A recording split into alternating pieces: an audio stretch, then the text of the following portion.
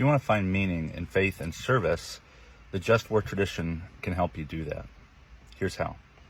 So many people don't know this, but what we now call the just war doctrine or the just war theory or tradition was born in the 4th century, major metropolitan area in Hippo of North Africa.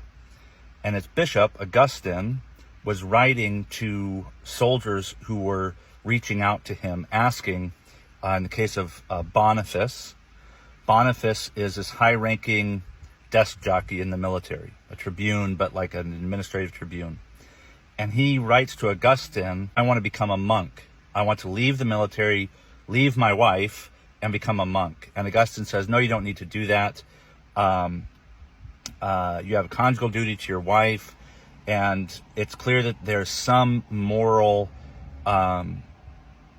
deliberation in Boniface's mind, because Augustine says, if you think you can't be a soldier as a Christian, look at Luke 3:14. John the Baptist didn't reject the soldiers that came to him. And even, in the same way that Jesus rejects or tells this woman caught in prostitution, look, stop being a prostitute.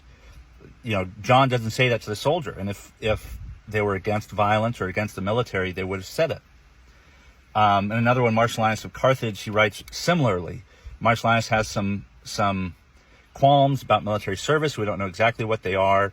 But Augustine reassures him to say, look, if you've killed innocent people, or if you've done X, Y, and Z, then consider, doing penance for 40 days or refraining from communion or this and that and the other thing. That he came up with these prescriptions based on what these soldiers were telling him.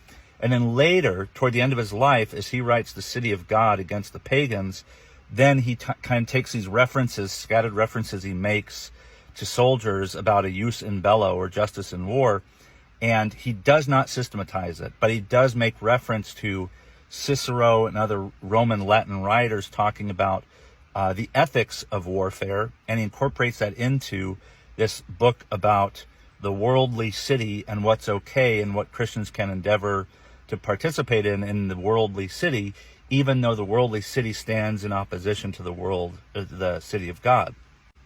The just war tradition can help you find meaning in faith and service as a pastoral response to war.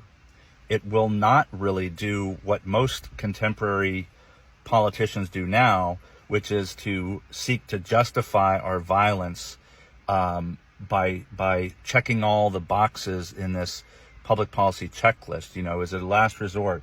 Are you protecting non-combatants? Well, that's all fine and good, but that's not the way the just war tradition began. In the way that the just war tradition began was a way for pastors to help soldiers and veterans make sense of what they had done in military service.